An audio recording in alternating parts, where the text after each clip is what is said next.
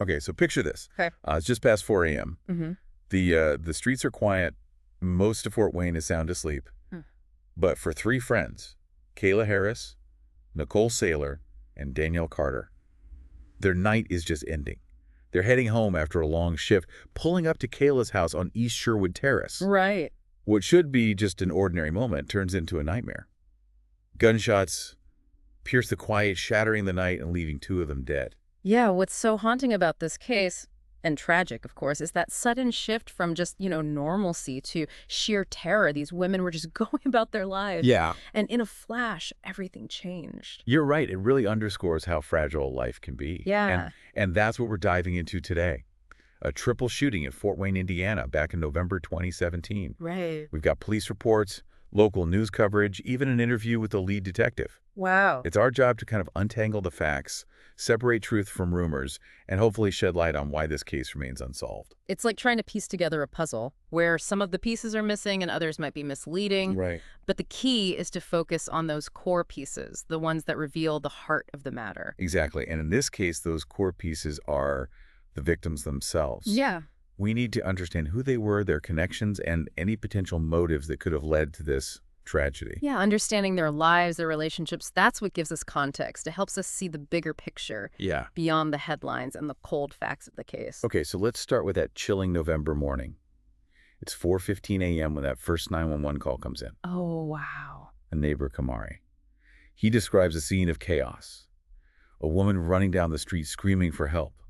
A man in a dark hoodie chasing her, firing shot after shot. What strikes me about Kamari's account is the shooter's demeanor. Yeah. He describes him as calm, almost methodical in his actions. Right. This wasn't some panicked spur-of-the-moment act. It suggests a level of premeditation that's truly disturbing. It's bone-chilling. And then another couple calls, 911. Yeah. They were looking out their window and they saw the entire thing unfold. They described the gunman leaning over the women, seemingly searching their pockets almost as if he was looking for something specific. Then he drags one victim towards the others, sets off a car alarm, and vanishes into the night. That detail about searching their pockets, that is incredibly significant. Right. It suggests a possible motive beyond just random violence. Right. Was he looking for drugs, money, or was he trying to ensure that they couldn't call for help? It's a question that haunts the case. Yeah. When first responders arrive, the scene is just devastating. Nicole, 36 years old, is already gone. Danielle and Kayla, both young moms, are clinging to life. They're rushed to the hospital, but tragically, Kayla succumbs to her injuries soon after. Danielle miraculously survives. Danielle's survival becomes crucial to the investigation. Yes. She's the only one who can potentially identify the shooter, the only witness who can shed light on what truly transpired that night. Right. But before we get to Danielle's account, we need to understand who these women were. Nicole described by her daughter as a strong, loving mother, deeply involved in her community. Then there's Danielle, a mother of 5, known for her resilience even before this tragedy. And Kayla, a 24-year-old mom deeply devoted to her 18-month-old son. But Kayla's life, it wasn't all straightforward. She was caught in a web of complicated relationships, and those relationships become central to this investigation. Right. Relationships often hold the key to understanding motives and potential suspects. We need to look at who was close to Kayla, who might have benefited from her death. Right. And who might have harbored resentment or anger towards her. Exactly. Yeah. So let's talk about the men in Kayla's life. Okay. First, there's X, the father of her son. Their relationship was turbulent, to say the least, on again, off again for years, filled with drama, and, according to Kayla's mother, fueled by drug use. Right. He even spent time in prison while Kayla was pregnant. That history of incarceration and drug use definitely raises some red flags. It suggests a volatile dynamic between Kayla and X, and potentially a motive for violence, especially if custody of their son was a point of contention. And here's where it gets even more complicated. Okay. While X was in prison, Kayla met and married another man who we'll call Z. Ooh. He became a father figure to Kayla's son, and she even gave him one of Z's middle names. But then just months before the shooting, both Kayla and Z were arrested on drug charges, and Kayla's son was placed in foster care. This is a critical turning point. Yeah. The arrest and removal of Kayla's son from her care shifts. The power dynamic X is now out of prison while Z is incarcerated. Right. This could have reignited a custody battle, adding fuel to an already volatile situation. You're spot on. Yeah. Kayla was determined to get her son back. In fact, she was just days away from reunification when the shooting occurred. Wow. So with these tangled relationships in mind, police naturally start looking into both X and Z as potential suspects. It's a logical first step. Both men had connections to Kayla, potential motives, and the possibility of benefiting from her death. Right. Investigating their alibis and any potential links to the crime scene becomes paramount. Right. They bring X in for questioning. He's distraught, claims he was at home with a female friend at the time of the shooting. He even points the finger at Z, claiming that he was involved in the drug trade and might have been the intended target. But there's a catch. Z was actually in jail at the time of the shooting. Z, being incarcerated at the time of the shooting, seems to rule him out as the person who pulled the trigger. Right. However, it doesn't eliminate the possibility that he might have been involved in some way, perhaps orchestrating the event from behind bars. That's exactly what investigators started to consider, that maybe this was a hit arranged by Z from jail. Wow. Was it a drug deal gone wrong?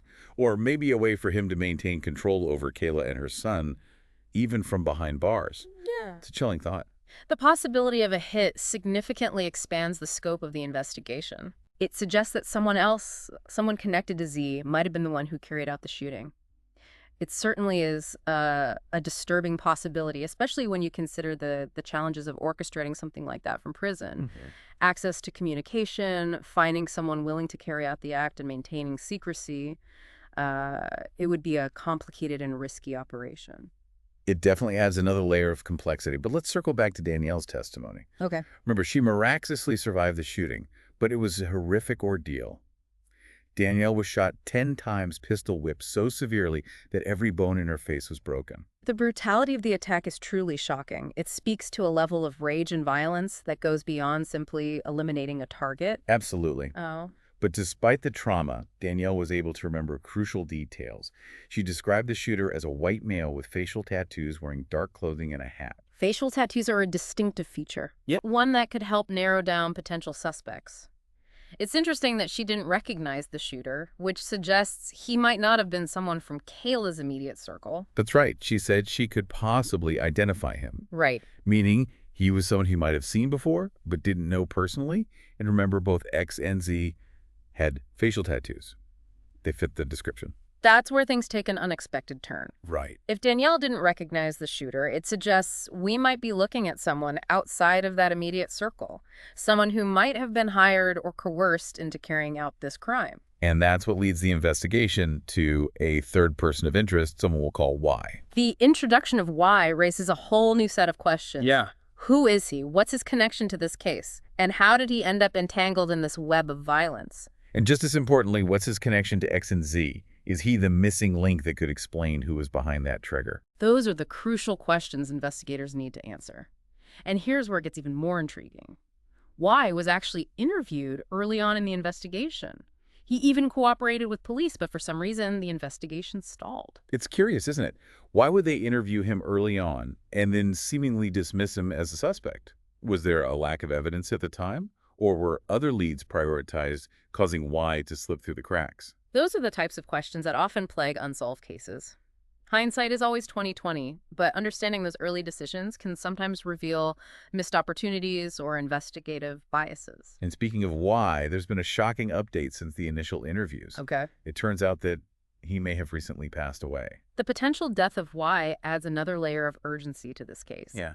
Witnesses disappearing, memories fading, potential leads vanishing. It's a stark reminder that time is not on our side when it comes to cold cases. It's a race against time to gather information, to piece together the puzzle before those pieces are lost forever. But even as we delve into the suspects and potential motives, we can't lose sight of the fact that at the heart of this case is a mother fighting to be reunited with her son. Kayla's pursuit of reunification with her son is a poignant thread that runs through this entire story. Yeah. It adds a layer of tragedy to her death, knowing how close she was to achieving that goal. Just days before the shooting, she was finally going to get her son back.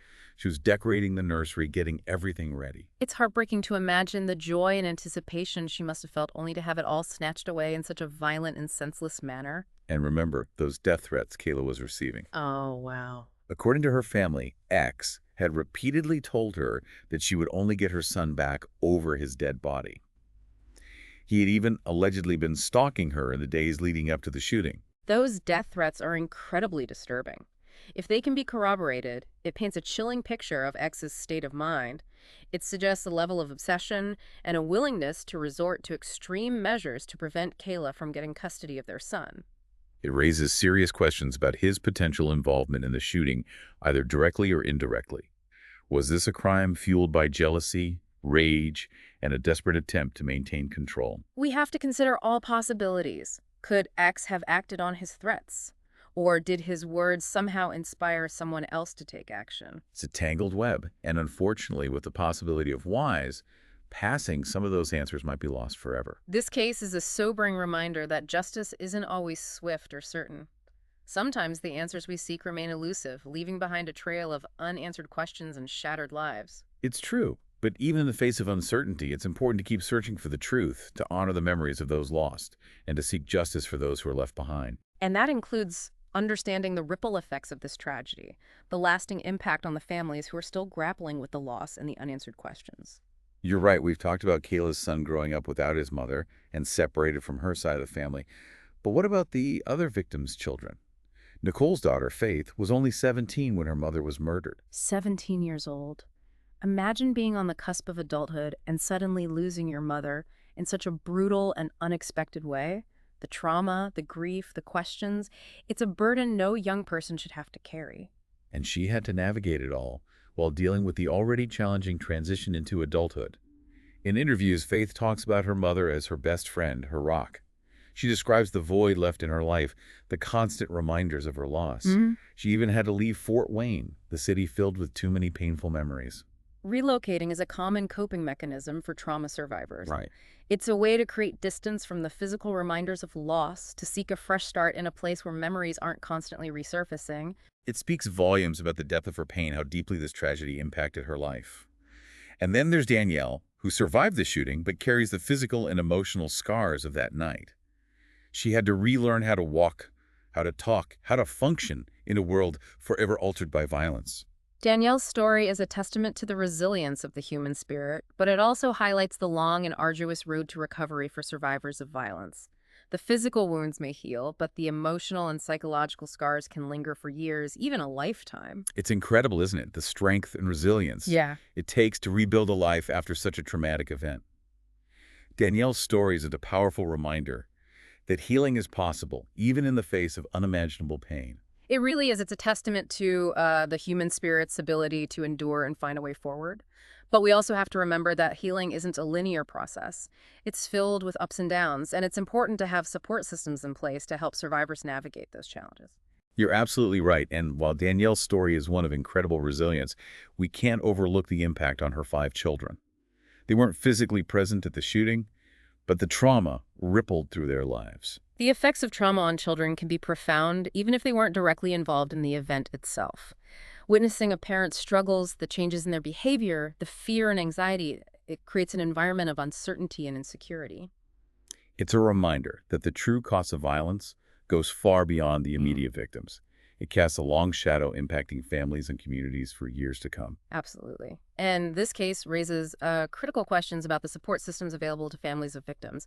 Are there adequate resources for counseling, therapy, and legal aid? Are we as a society doing enough to support those who have endured such unimaginable loss? These are questions we need to grapple with honestly and compassionately. It's not enough to simply acknowledge the tragedy. We need to actively work towards creating a more supportive and just system for victims and their families. I completely agree. That includes addressing the root causes of violence, investing in community-based programs, and advocating for policies that prioritize prevention and intervention. We need a multifaceted approach to create a safer society for everyone. Well said. So as we reflect on this deeply troubling case, what are some of the key takeaways? For me, it's the enduring power of human resilience. Despite the unimaginable trauma they've faced, Danielle and Faith have shown incredible strength and courage.